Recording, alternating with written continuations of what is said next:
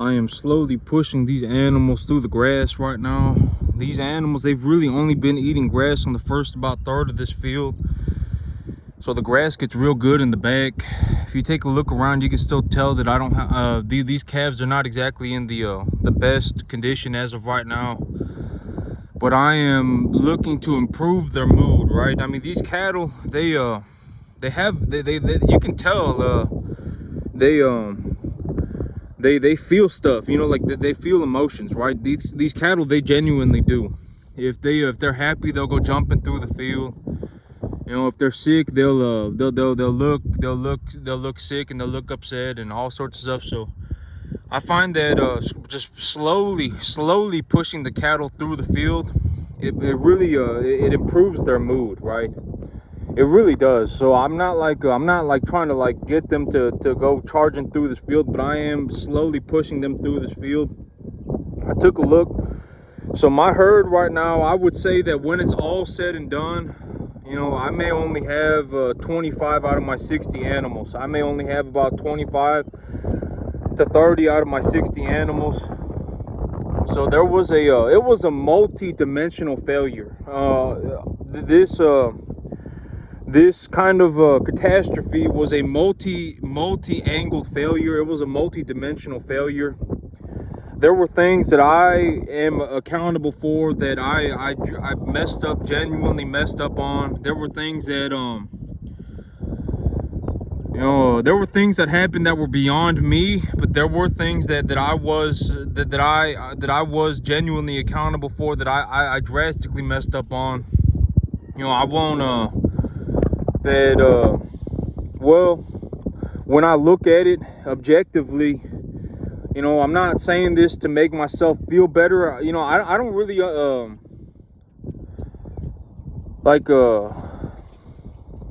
I'm just stating this objectively, that when I look at the things that happened, you know, this was a tremendous learning.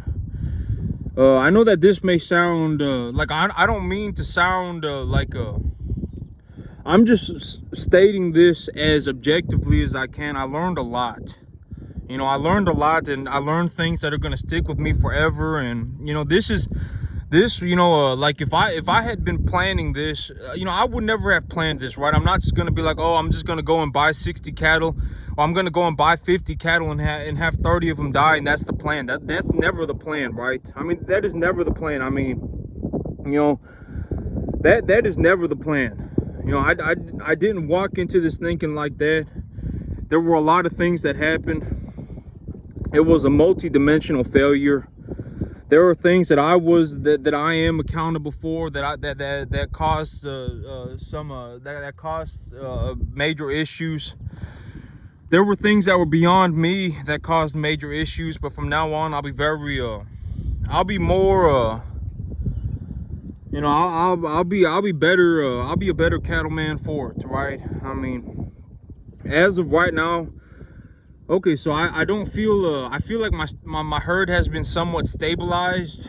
You know, I've given these animals practically all a dose of Zactran. I've given every single animal just about a dose of Zactran. So I metaphylaxis treated my animals.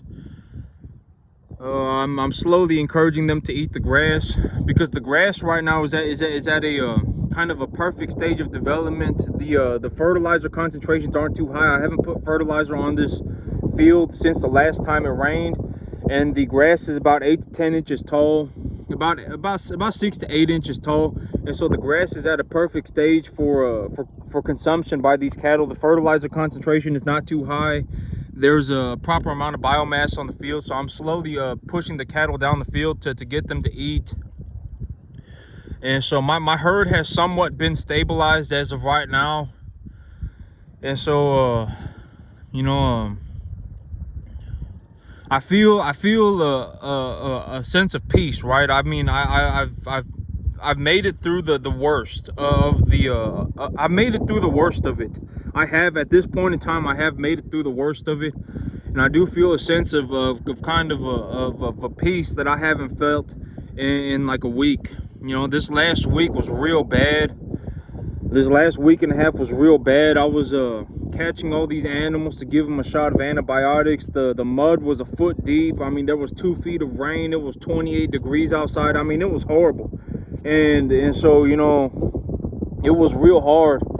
It was real hard on the animals. It was real hard on me. It was real hard, you know, on everything, you know. And so, as of right now, I feel a sense of peace. And so I took a good look at everything, and I would say when this is all over, I'll have about 25 to 30 animals left. And I owe the bank about $15,000. And so I'm not, you know, now is a good time to say it, because I feel like, you know, like when I say things, when things are going well, a lot of people give me a lot of crap for it. And I always see that, you know, and you know, my response to that is that these are, you know, the people who give me crap when things are going good are the same people who are going to, you know, stick their nose up at me when things are not going good, right? I mean, you know, because a lot of people, they live in this fantasy world where things are just supposed to be easy for them, and things are supposed to go well for them, and if things don't go well for them and things aren't easy for them, the world is all of a sudden, it's because the world is unfair, right? But, you know, I've been saying this from the beginning. You got to take the good with the bad. You can't just pick and choose the things that you want. And that, you know, now, you know, when I see, you know, things like this, they happen, right? And when things like this, you know, when they happen, these are the reasons why, you know, me experiencing things like these, like what's been happening, is the reason why I say the things that I do. You know, I always say you can't choose the things that you don't want. You got to take it all. It's like a lump package, right? You got to take the good with the bad. You can't just sit there and pick and choose the things that you want, right? That's not how life works. And so, you know, like you know, I've experienced things like this before, and I've seen this happen before, and I knew that this was a possible reality for me. And so, you know, the reason why I say the things that I do, I say that I say the things that I do. That was real hard for me. So I say the things that I do because, you know, because of the things that I've been through. And you know, the same people who were sitting there, you know, oh man, why is he doing this? Why is he doing that? Oh man, why he giving his cattle antibiotics? Oh man, why he giving all of his cattle vaccinations? Oh man, why he feeding his animals grain? Oh, this, that, you know what I'm saying? They say all sorts of nonsense when things are going well for me. And they say, oh, why is he doing it like that? Well, I do it like that because if I don't do it like that, this is what happens. The animals die. The animals do not eat properly. The animals do not develop properly. The animals develop malnutrition symptoms. The animals develop BRD. That is why I do the things that I do. That is why I give the animals vaccinations. That is why I give the animals antibiotics. That is why I feed the animals a total mixed ration grain. It's because if I don't do things like that, this is how it ends up. You know, I don't just say these things because I just pull them out of my butt sitting at a table one day. You know, these things that I do them because it is a necessity. I don't just sit there at a table and come up with this and just pull this stuff out of the air, right? You know, the reason that I do things so methodically, the reason that I do things the way that I do is because it is a necessity. And the same people that were sitting there going, oh, you know, when things were going good for me and they were, you know, oh my God, why is this guy giving his animals antibiotics? Oh man, why is he vaccinating his animals? Oh man, why is he feeding his animals grain? The same people that were thinking that when things were going good for me are the same people who are looking down at me when things go bad. But here's the thing about me, right? Is that I've been through stuff like this before repeatedly throughout my life. You know, when I say the things that I do, I say the things that I do because I've been through it. And you know, I always say, I've said it up until this point and I'll say it again, you can't just pick the good things out of life. You got to take it as a whole, right? You got to take the good with the bad. You know, I don't just wake up one day and make a lot of money. This is the reality of being a business owner, is that sometimes your business does not go well. And one of the horrible things about cattle, one of the horrible things about farming is that when business does not go well, what usually happens is that the animals die or the ground is damaged in some way or something like that. That is one of the hardest things about being a farmer in terms of a business owner you know, when compared to being a business owner for a different business, is that as a farmer, if I mess up, my animals die, right? My animals die. As a cattle rancher, if I mess up, my animals die.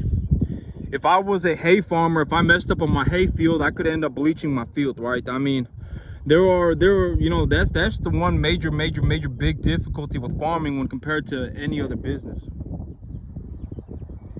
And so, as of right now, I owe the bank about I took a good look at the numbers yesterday. You know, I've been looking at the numbers for several days now, but I feel like I'm at enough of a peace with myself to talk about this. But I owe the bank about $15,000, and at the end of the day, I'll have about 25 animals. And so if I take a loan on top of the money that I have, I'll have about 35. Okay, but here's a good, like I've said this before, right? And I've said this before, and now is a good time to say it again, because I feel like when things are going very well for me, people are gonna look at things differently than when I have to sit here and claw through the muck, right? But it is easier to turn a small amount of money into a large amount of money than it is to turn a large amount of money into a larger amount of money. And this is a very good time to say it, because people get to see it in this perspective. I had a lot of trouble turning my my 35,000 into 110,000. I had a lot more trouble turning my 35,000 and trying to triple my 35,000 than I did trying to triple 10,000. You know, if I have, like, let's say I have 10,000 in cash reserves, and I have a $25,000 loan on top of that, so that gives me 35,000. Well, I'm back to square one, right? It is easier for me to make money on a smaller amount of money than it is to make money on a bigger amount of money. And I know that is something that a lot of people just conceptually do not understand, but it is easier for me to turn $10,000 into $30,000 than it is for me to turn $30,000 into $90,000. The less money I have, the easier it becomes to make money, a large amount of money. And so, when I look at the things going on in my life right now, does it suck for me to have to go back to square one? Yes. It does suck, but here's the things that I learned a lot, right? And I know that, this is a harsh reality. A lot of people, when they see me, what's going on here, it's like they've never seen this before in their life, and they're like, man, this is like, a lot of people, they can't handle farming, because this is the reality of farming. When things go wrong, in the farming business, in the ranching business, when something goes wrong, the animals die. It's not like I just lost merchandise. You know what I'm saying? It's not like I just, lost the store. It's like I lost living animals. And so, but it is easier. A lot of people, they don't understand this, but it is easier to make money when I have less money. And so the money, I'm not, this is also a very good time to say it, I'm not worried about money at all. At all. If I need money, the money's the easiest part. The hard part about anything is actually doing the work. Like if I had 35, this was a very good time to say, but this puts things in perspective for people.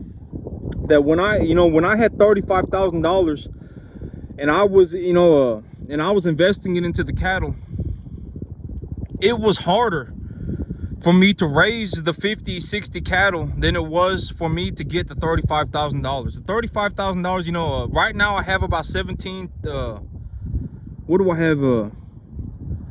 I have about $17,000 still left in my bank, left in reserves and credit lines. I still have about $17,000 left in credit lines. But it is much harder to actually do the work than it is to make the money. The money is the easy part. A lot of people, they don't understand, they don't understand. They always say, oh, the money, right? And it's like, well, if I, this is a very good time for me to say this again. If I gave somebody $10,000, they're not magically going to be able to run 15, 25 cattle. They just won't be able to do it. The work is much harder than making the $10,000. Like if I gave somebody, $15,000, they're not magically going to wake up one day and be like, man, I got the money now. I can go and run 30 cattle. I can go and run 25 cattle by myself now. That's not how the world works at all. The money is the easiest part. And so, you know, the money is the easiest thing. And now was a very good time for me to say it, because it puts it into perspective for people to understand. You know, it is much harder for me to run 60 cattle than it is to make 35. It is much harder for me to make 15. It is much harder for me to run 20 cattle than it is to make $15,000. You know, that is why I say, you know, if somebody, you know, like this grass right here, right?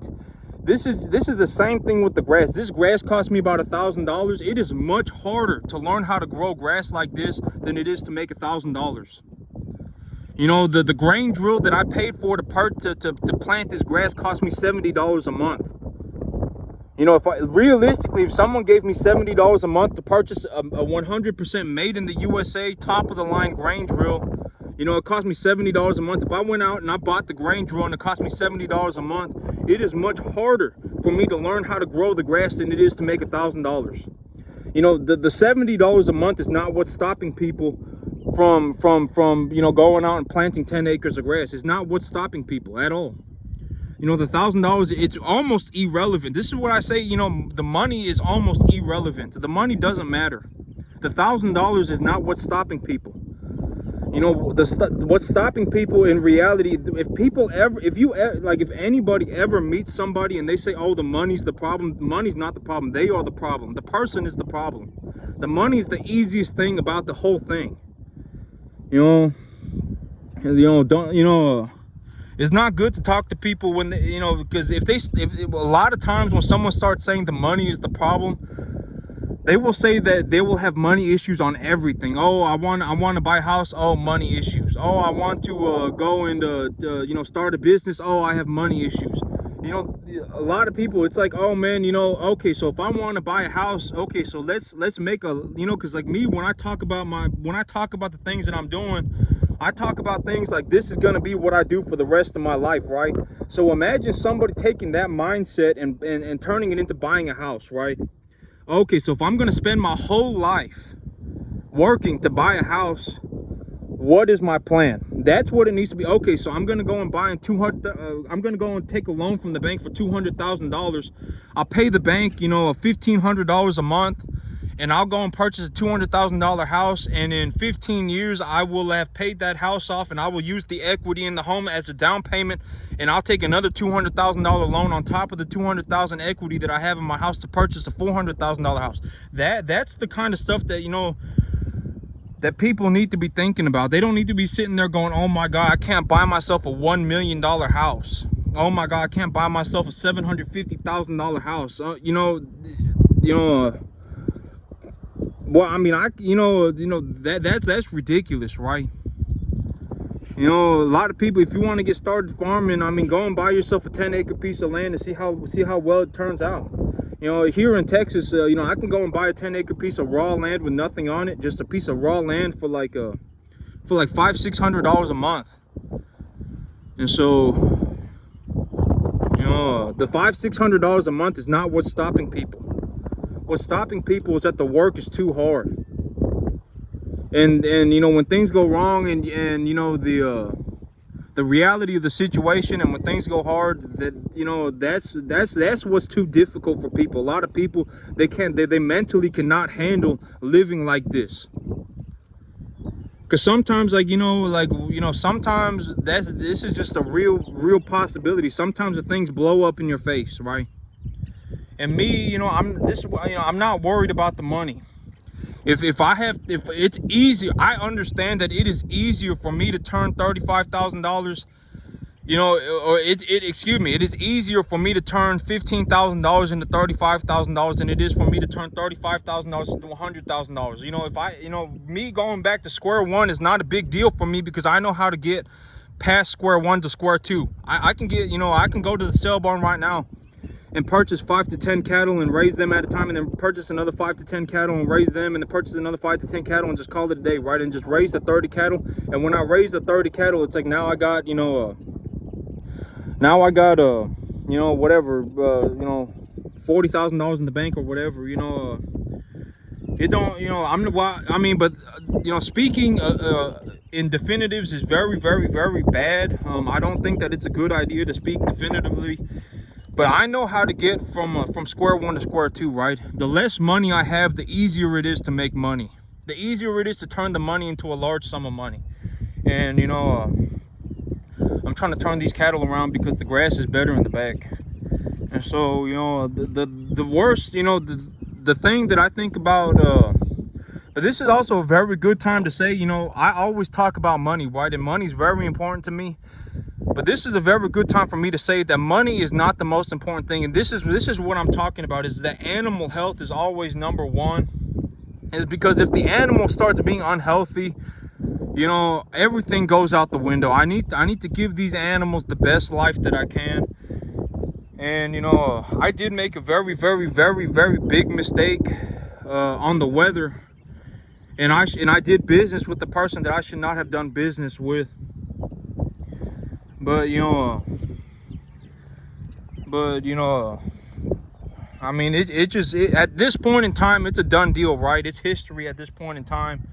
I can look back at it and I can study what I did, and I can take a good look at what I did, but I can't change it.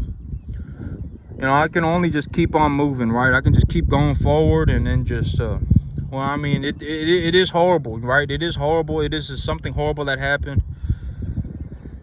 And you know, yeah, but that's it from me today, YouTube. You have a good one.